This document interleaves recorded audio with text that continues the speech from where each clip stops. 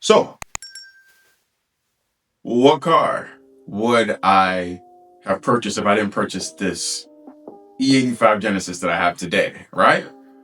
You guys might be curious. Obviously, since everybody has had a different path to how they've landed their Genesis, I'm also curious about what other cars that, some of you guys have. I know some of you guys may have some newer cars, some older cars, just really, really curious. And I curated a list of 10 vehicles that have piqued my interest over the last couple of years, probably 5 to 10 years within that amount of time, that I either would have considered before I got this current car that I have today, or the two cars that I have today, would still purchase today, or that I plan on purchasing in the future. So yeah, in general, I would say most of these cars on this list, some of them are newer, but for the most part, they are older cars, I would say.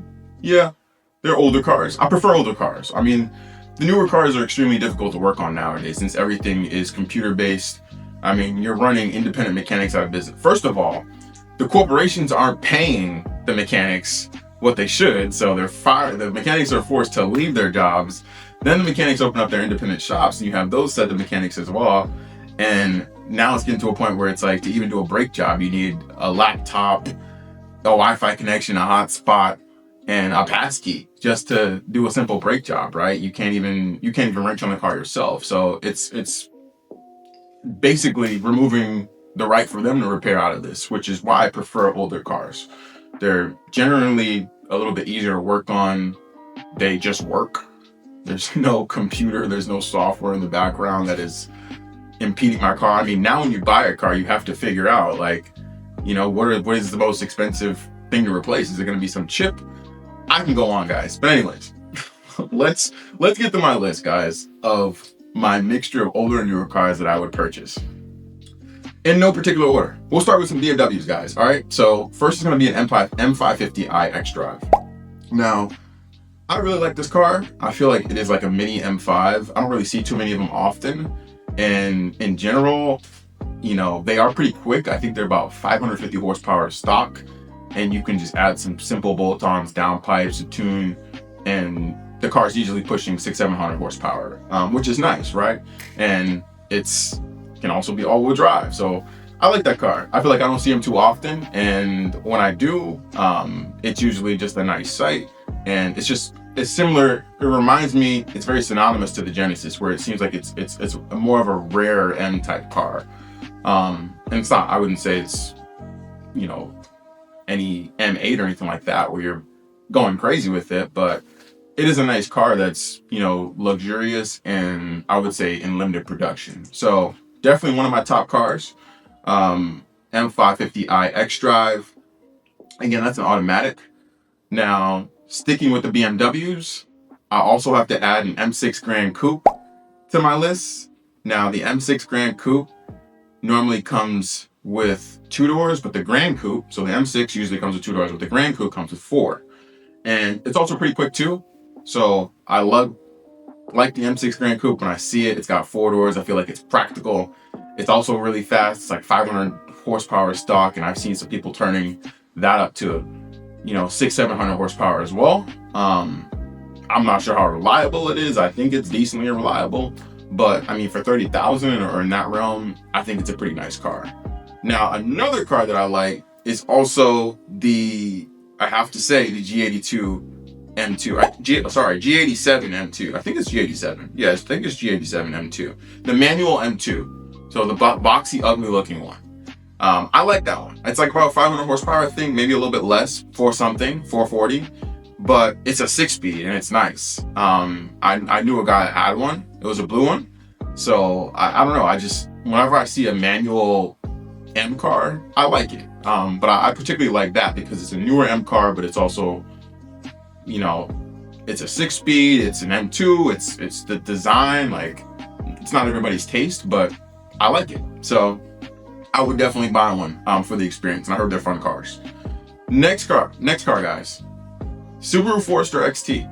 Now, I would not get, I know this sounds crazy, right? But I like Foresters. I've come from the East Coast where Subarus are very popular, so I love a Forester. I love a fast Forester. I can respect the Subaru WRX. I mean, people say that their engines are unreliable, this and that, but my dream has always been to have like a really nice, they call them Foz, really nice Fozzy, really nice Forester that's pretty fast. I like wagons in general, so I like cars that are like more practical.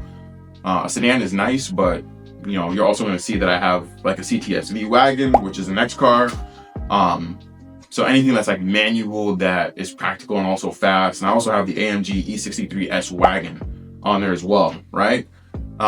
So those three cars I feel like are cars that are definitely my style. Forester XT, CTS-V wagon, AMG E63S wagon as well. And also a car that I would purchase in the future is that AMG GT63 SE. Oh man, that thing looks so good. That is a car, if I had the cash right now to just go buy it, which I mean, it would be an irresponsible buy, but it would, I would just buy that. I think it looks so good. I think it's just definitely one of the best looking Mercedes, and it's also the fastest one that they have. I think, you know, that's a gas car on the road today. So that is a nice one. And then we just have a couple of small cars, right? Like I really like the Fiat Abarth. I know it's kind of random, but I love the exhaust in that car, and I feel like that's like the perfect car. If I didn't have my Miata, I would most likely have that car so I could just get around town quickly and just, you know, have it just be a nice little quick town car, get around car, grocery getter if I need to. Or just, you know, for the back roads if I'm having fun. That or a Nissan Pulsar / Toyota Starlet. I really like those cars. When I went to a visit Aruba, those cars were very prevalent there, and they're just nice. I love the look of them. You know, they're pretty quick as well. And in general, I like small cars that are manual, so those cars are just more of my taste. And then the last car that I'll leave you guys with, guys, car number 10. So we've got M550i, M6 Gran Coupe, Lotus Evora 6-speed. I don't even know, did I say Lotus Evora 6-speed? Lotus Evora 6-speed, guys. Sorry if I missed that, but I actually did a POV drive, test driving that probably like a year ago on my channel. G87 M2, Subaru Forester XT, Cadillac CTS-V wagon, AMG E63S wagon, AMG GT 63 SE, Fiat Abarth / Pulsar / Starlet. We'll just corral all those in one. And the last car will be a Chevy Nova SS. I love the look of a Chevy Nova SS, and I think if I were to get a car that was an old school car, that would probably be one of the cars that I would look into. So yeah, that's it, guys. Let me know what cars you guys are also interested in as well. I know I kind of ranted a little bit in the beginning about the whole car automotive mechanic industry, but the whole premise and point of this video was to just share, again, some additional vehicles that, you know, I would be interested in.